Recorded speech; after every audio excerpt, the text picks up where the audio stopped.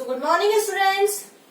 Let's start our today's lesson with our chapter number 10, light, reflection and refraction. So in our earlier classes we studied the different terms related to the spherical mirrors. In this chapter, first of all we will discuss the difference in real and virtual image, because this word we have used in different parts of the previous lessons. So we should know that what is the real image and what is the virtual image. So, and what is the difference in between them. So as we have studied in the previous class, previous lesson also, that what is the real image. The real image is formed when the light rays after reflection actually meet at a point or intersect at a point. जब reflection के बाद अगर कोई light ray आ रही है तो after reflection to raise अगर एक जगह पे एक पॉइंट पे इंटरसेक्ट करती एक दूसरे को मीट करती है, then the image formed is called real image. जब तब जो इमेज बनती है उसे हम रियल इमेज कहते हैं. So we can say that a real image is formed when two or more reflected rays intersect each other at a point in front of a mirror. So, what is the conclusion? That real image is always formed in front of the mirror. Real image हमेशा mirror के कहाँ पे बनेगी? Front में बनेगी. Then, what is the virtual image?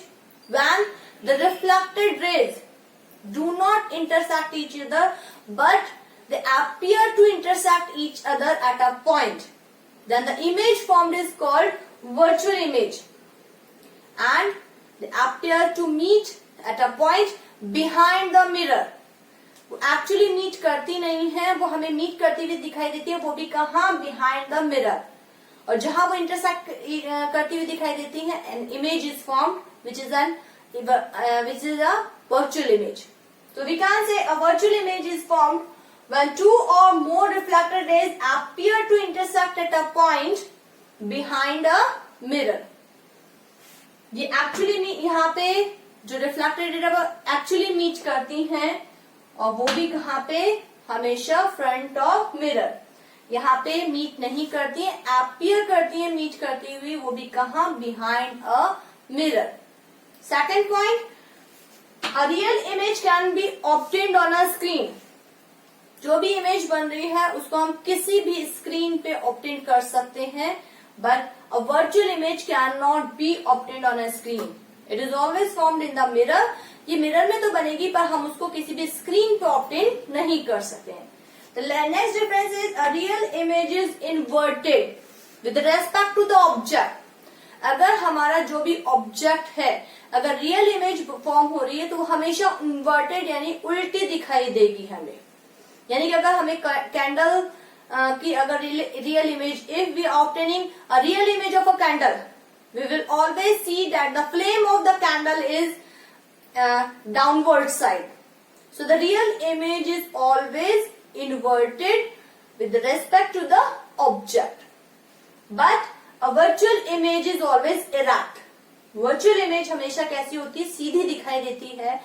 If we obtain a real image of the candle, तो हमें दिखाई देगा that the flame of the candle is on the upward side. तो अगर virtual image है तो वो हमेशा सीधी होती है, और अगर रियल इमेज है तो वो इन्वर्टेड होती है यानी कि उल्टी होती है. Now let's discuss the next point, that is the rules that are followed in the formation of image by the spherical mirrors. Spherical mirrors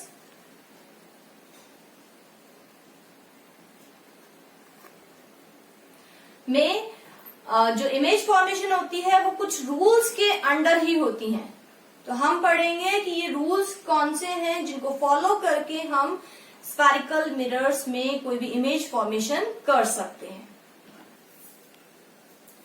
So, before starting the rules, of formation of images by spherical mirrors, we should know that the intersecting of two rays, any two rays can give the position of the image. हम कोई से भी to raise ले सकते हैं और उनको intersecting, जहां पे भी उनका इंटरसेक्शन हो रहा है, they are meeting at a point, it will give the position of the image. So we can take any of the two rays. कहीं पे भी अगर इमेज फॉर्मेशन करनी है तो हम कहीं पे भी कोई सी भी दो रेज ले सकते हैं, उन्हें हमें इंटरसेक्ट करवाना है और it will give the position of the image. So the first rule says we are comparing the rules of concave mirror and convex mirror. So for the first rule says that the rays coming from the infinity, as we know that the ray, if the ray is coming from the infinity, it is parallel to the principal axis.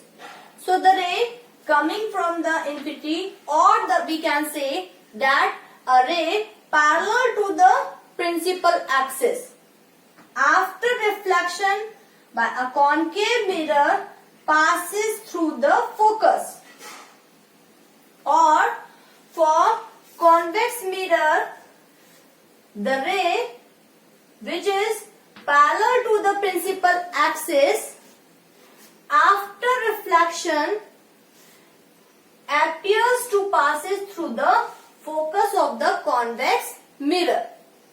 इसको हम सीधा ये समझेंगे कि अगर concave mirror है तो अगर रे पैरेलल है प्रिंसिपल एक्सिस के, if the ray is parallel to the principal axis after reflection it will passes through the focus. अगर पैरेलल रे है तो वो फोकस से होकर गुजरेगी. इसी तरीके से अगर हमारा कॉन्वेक्स मिरर है तो अगर पैरेलल रे आ रही है तो वो आफ्टर रिफ्लेक्शन कॉन्वेक्स मिरर में it will appear to coming from the focus. यहां ध्यान दीजिए कि हमने सिर्फ रिफ्लेक्शन करवाया है, हमने रेज को कहीं पे भी, हमें दो चीजें ध्यान रखनी क्योंकि यहाँ पे मिरर ले रहे हैं तो उनसे सिर्फ क्या होगा, रिफ्लेक्शन होगा. तो रिफ्लेक्शन में रे कभी भी आगे नहीं जाएगी, वो यही सेम मीडियम में क्या होगी, रिफ्लेक्ट होगी, बाउंस बैक होगी. सेकेंड चीज ये हमें ध्यान रखनी है कि ये कॉन्केव मिरर है, ये हमेशा क्या करता है, कन्वर्ज करता है. इसी तरीके से कॉन्वेक्स मिरर है, ये हमेशा क्या करता है, डाइवर्ज करता है. तो यहाँ पे हमने इस पैरेलल रे को क्या करवाया, कन्वर्ज करवाया है. तो अगर ये पैरेलल है it will passes through the focus. इसी तरीके से कॉन्वेक्स मिरर है तो ये जो पैरेलल रे है उसको उसने क्या कर दिया, डाइवर्ज किया. तो ये डाइवर्ज हुई, so it will appear to coming from the focus और it will appear to passing through the focus. तो अगर पैरेलल रे है it will pass through the focus. This is the first rule.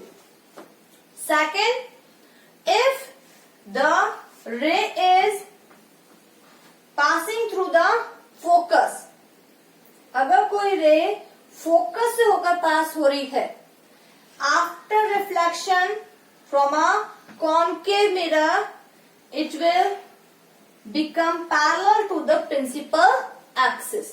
अगर कोई रे आ रही है जो कि फोकस से होकर गुजर रही है तो आफ्टर रिफ्लेक्शन प्रिंसिपल एक्सिस की क्या हो जाएगी, पैरेलल हो जाएगी. सीधा सीधा अगर हम ये कहें कि अगर फोकस से होकर गुजरी तो कैसी हो गई, पैरेलल हो गई है.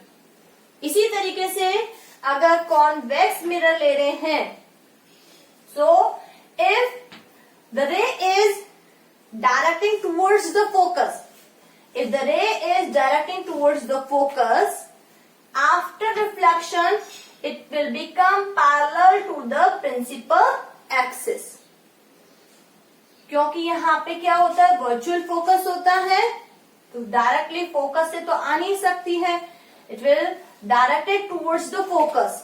अगर कोई फोकस की तरफ से आ रही है, फोकस से आ रही है तो वो इससे रिफ्लेक्शन के बाद कैसी हो जाएगी, पैरेलल हो जाएगी. सेम है कि फोकस से गई पैरेलल हो गई, अगर ये फोकस से गई तो ये पैरेलल हो गई है.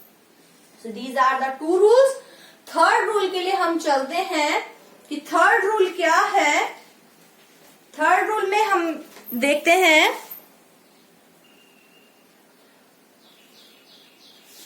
First the concave mirror, when the light रे passes through the center of curvature, after reflection it bounces back, or we can say it is reflected along the same path.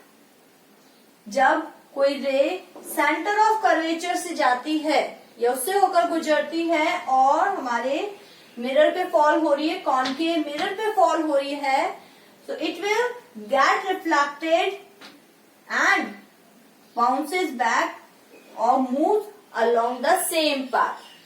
जिस path पे आती है उसी path पे वापस चली जाती है. तो we can show that the ray is coming on this path and bounces back along the same path. तो हम इसको इस तरीके से शो करेंगे. ऐसा क्यों होता है? Because when the light ray passes through the center of curvature, it and falls on the mirror, the angle between the ray and the mirror is 90 degree. Means, what is the angle of incidence? The angle of incidence is 0 degree. And according to the law of reflection, if the angle of incidence is 0 degree, the angle of reflection is also 0 degree. So it bounces back at the same angle or moves back on the same path. According to that, in the convex mirror, when the ray directed to the center of curvature reflects by the convex mirror go along the same path. अगर कोई रे आ रही है जो कि directed है towards the centre of curvature, तो वो आफ्टर रिफ्लेक्शन सेम पाथ पे क्या कर जाएगी? मूव कर जाएगी, बाउंस बैक हो जाएगी. The next is the last rule. If a light ray falling on the concave mirror obliquely, अगर कोई लाइट रे आ रही है और वो कॉनकेव मिरर पे ऑब्लिकली फॉल कर रही है एट द पोल.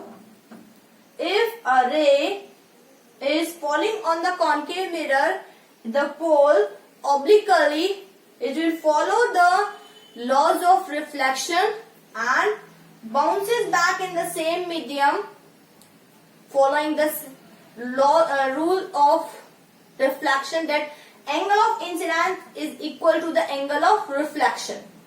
जितने एंगल पे वो यहाँ पे फॉल करेगी उतने ही एंगल से वो क्या हो जाएगी? बाउंस बैक हो जाएगी और रिफ्लेक्ट हो जाएगी. So we can see, if it is falling on the mirror obliquely at the angle of I, it will reflected back with the angle of R in the same medium, following the law of reflection, that I is equal to R. इसमें भी ऐसा ही होगा. In the convex mirror, if the ray is falling on the convex mirror obliquely at the pole, it will bounces back in the same medium with the same angle. Same angle से वो क्या हो जाएगी? Bounce back हो जाएगी in the same medium. So these are the 4 rules. Any of the 2 rules or any of the 2 rays we can consider to form a image. किसी भी image formation में आगे हम जब लेसन में पढ़ेंगे, जब भी हम इमेज फॉर्मेशन करेंगे, तो इनमें से कोई भी 2 रूल्स को लेकर, किसी भी 2 रेज को लेकर और उनको किसी भी पॉइंट पे इंटरसेक्ट करवा के हम क्या करवा सकते हैं? इमेज फॉर्मेशन करा सकते हैं. So whenever we will do the image formation, first of all we should know all these 4 rules of concave mirror and convex mirror. So that's all for the day. Thank you and have a nice day.